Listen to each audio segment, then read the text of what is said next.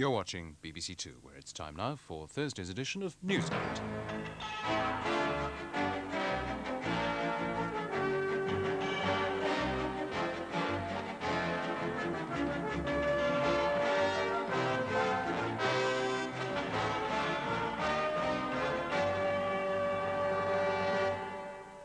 Good evening from the Labour Party conference at Blackpool.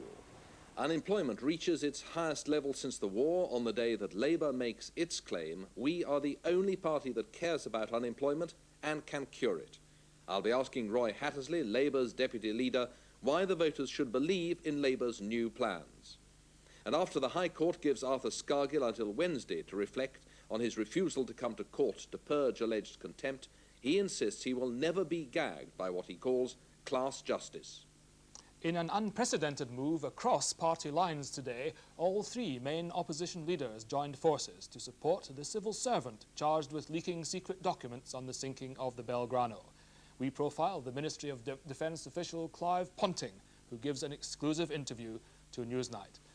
At the National Theatre, Julie Walters and Ian Charlson take the stage in a tense drama from the American heartland. Well, that's not it, but Joan Bakewell will be reporting on the opening night of Fool for Love by America's film star playwright Sam Shepard. A car bomb explodes at the Israeli embassy in Cyprus. Several people were injured, none of them Israeli. A Palestinian group claims responsibility. The mafia burial ground in New York's East River. As more suspects are rounded up in Italy and America, the police uncover gruesome details of their operations. And British Nuclear Fuels is to be taken to court, accused of negligence over the discharge of radioactive material at Sellafield. First tonight, unemployment, recently acknowledged by the Chancellor, Mr Lawson, to be the government's one outstanding concern, has reached an alarming new record just 5 days before the Conservative Party conference next week. The figures for September issued today show that the total out of work has now reached 3,283,640, well past the previous record of January 1983 and 168,000 up on last month's figure. Setting school leavers aside for the moment, there's always a rise in adult unemployment in September for seasonal reasons. But whereas that's normally expected to be 50,000, the actual increase this time is 75,000, thus indicating a sharp deterioration in the underlying trend. Another bleak feature of the new figures is the level of youth unemployment. Swollen by nearly 92,000 school leavers joining the dole after the summer, the number of under-18s out of work is now about 330,000. That's 20% of the British total. And another 20% are accounted for by the government's various youth training schemes. The Labour leader, Neil Kinnock, reacted angrily to the record new total by saying, when Tory policies work, other people don't. Similarly, the new General Secretary of the TUC, Norman Willis, saw the figures as a damning indictment of the government's economic policies. And calling for government action from the Tory side was former Employment Minister Jim Lester. He said, there is no way we can sustain a 10 or 15-year period in our society with rising unemployment and hope to keep it stable. The Employment Secretary, Tom King himself, admitted the figures were very disappointing, but he gave this explanation. We're still not competitive enough as a country. We still haven't won back those jobs that we lost when we went through a very bad period of paying ourselves more than we earned. And we're still in that problem again, and we're losing competitiveness. And that, until we learn that message, that if we go on paying ourselves more than we earn, then we simply are not going to get back the jobs we need. Mr King will have a much fuller opportunity to explain the latest unemployment record a week today, when he replies to the employment debate at the Tory party conference in Brighton. But if the news has come at an embarrassing time for the government, it came at a tactically advantageous moment for the Labour Party, who this morning debated unemployment and the economy on the fourth day of their conference in Blackpool. From there, here's John Tusa. Well, against the background of those figures, Roy Hattersley, Labour's deputy leader, pressed home this message at Blackpool today, that the Conservatives aren't interested in reducing unemployment. Only Labour is, only Labour can. He was presenting the National Executive's document on economic strategy, A Future That Works, which, like other similar policy papers this week, aims at putting over a very simple point. In this case, creating jobs for all is Labour's central priority. But nothing in the Labour Party is simple. If the party is to convince voters that there is an alternative to Conservative monetarism, It also has to nudge some in the party itself away from entrenched attitudes. Judging by today's document, that process may have started. The problem of unemployment was central to last year's Labour Party manifesto, and the commitment to cut it was crystal clear. Our central aim will be to reduce unemployment to below 1 million within 5 years of taking office. The party's new policy document is less specific. The next Labour government will make the defeat of mass unemployment the central aim of economic policy, but no targets for cutting job queues are mentioned. There's been an even clearer change on the nationalisation of industry. The party's programme last year was emphatic. We will establish a significant public stake in electronics, pharmaceuticals and other important sectors. But the new economics document moves the emphasis away from state-owned corporations.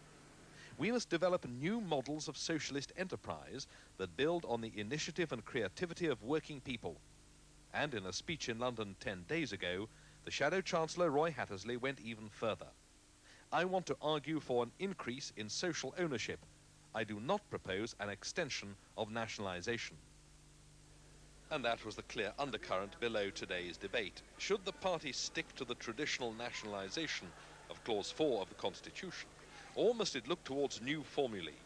The traditionalist voices made themselves very clear. Roy, you're approaching the issue from the wrong way round. We shouldn't be looking to move away from the nationalised industries. We should be looking to strengthen those industries and strengthen them by worker and community involvement. That's the kind of nationalisation we should be working for, and I move Composite 20. Comrades, there are those in our party who wish to see this party take a backward step, back 200 years or more, anyway, at least to William Morris. And at the end of this debate, you will no doubt hear about the so-called new idea of social ownership. Yeah, I know, there are some of us who think that's rubbish. References such as those to Roy Hattersley's thoughts on social ownership were clear enough, but they didn't go unanswered. In a powerful speech, Jeff Rooker reminded conference that present forms of nationalisation have not proved popular. We have to admit to ourselves the present status quo of the public sector and its administration is unacceptable. It is remote, undemocratic and unaccountable. The people don't really believe they own the telecoms. That's why the Tory philosophy of trying to sell it to the people can make sense with the Saatchi-style television advertisements. That didn't end the argument. One speaker pointedly reminded the leader where his duties ought to lie. What we need now is real socialism. You know, comrades, it's all right for Neil Kinnock to say there will be no coalition with the Libs and the SDP, but we don't want any coalition on policies either. Roy Hattersley avoided direct references to his new thoughts on social ownership. His speech trod a fine balance. Some of it was just what his audience wanted to hear. We've got to stop the money flowing abroad, but we've got to get back some of the £40 billion which, under the Tories, has been invested in other countries' jobs and therefore invested in our unemployment.